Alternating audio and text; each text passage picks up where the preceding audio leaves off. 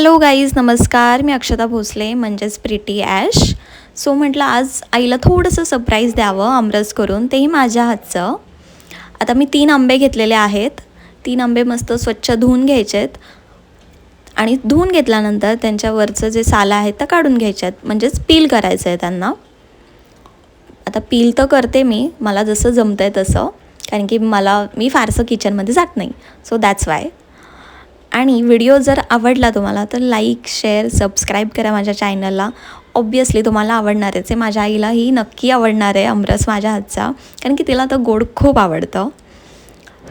तुम्हालाही आवडणार आहे, कारण की मी आमरस बनवते आहे, पण तो माझ्या पद्धतीचा बनवते आहे.